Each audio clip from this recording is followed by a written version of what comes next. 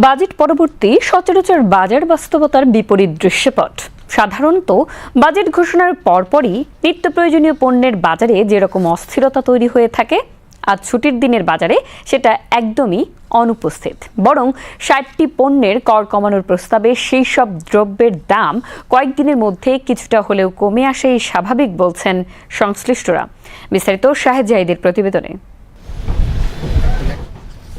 ঈদের পর থেকে এখনো পর্যন্ত রাজধানীর বাজারে দ্রব্যমূল্যের তেমন হেরফের লক্ষণীয় হয়ে ওঠেনি। একই চিত্র বাজেট উপস্থাপনের পরের দিনও।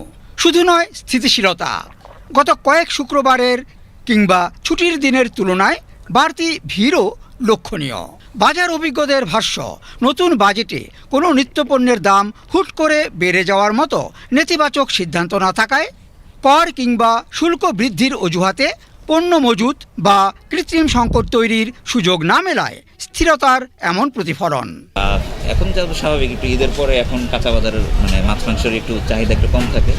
পর্যবেক্ষকরা বলছেন, এইবারের বাজেটে উল্টো বিভিন্ন নিত্যপণ্যের ওপর শুল্ক কর ছাড় প্রস্তাবের ফলে এইসব দ্রব্যের দাম বরং কিছুটা হলেও কমে আসার পথ তৈরি হয়েছে।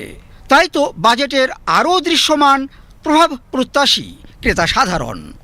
আবার দিনের পর দিন বাড়তি দরের জাতাকলে পিষ্ট কেউ কেউ বুঝি দ্বিধান্বিত আশাবাদী হতে। নিত্য প্রয়োজনীয় জিনিস যেগুলো মানুষ না কিনলে হয় না, ওগুলোর উপরে কিন্তু এই যে বাজার মনিটর করা দরকার। ক্রেতা কিন্তু কম দামে কিনতে পারছে না, তার কিন্তু বেশি দামেই কিনতে হচ্ছে। তো এই বিষয়টাও সরকার দৃষ্টি দিবে, এটাই আমি প্রত্যাশা করি। ব্যবসায়ীরা বলছেন, আপাতত যেই সব পণ্য বিক্রি হচ্ছে সেইগুলো আগের কেনা। তাই তো কর কমানোর সুবিধা মূল্যের পণ্য পেতে আরও কিছুদিন লাগবে। বাজার ঠিক করার জন্য যারা এই নিয়ন্ত্রণ দায়িত্বে আছেন তারা পাইকারি মোকাম দেখবে। নাগরিক সমাজের ভাষ্য, বিভিন্ন পণ্যের উৎসে কর কমানোর সুফল যেন সাধারণ মানুষ দ্রুতই পায়, সেই লক্ষ্যে ব্যবস্থা নেওয়া জরুরি।